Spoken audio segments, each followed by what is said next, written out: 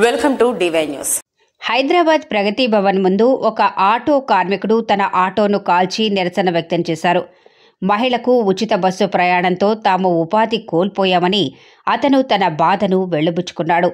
దానివల్ల తన కుటుంబం రోడ్డు మీదికి వచ్చిందని, ఫైనాన్స్ కట్టలేక కుటుంబాన్ని పోషించుకోలేక ఆర్థికంగా చితికిపోయామని, ఇలా ఎందరో వేల మంది కార్మికులు రోడ్డున పడ్డారని తన ఆవేదన వెళ్లబోస్తూ తన ఆటోను దగ్ధం చేసుకున్నారు.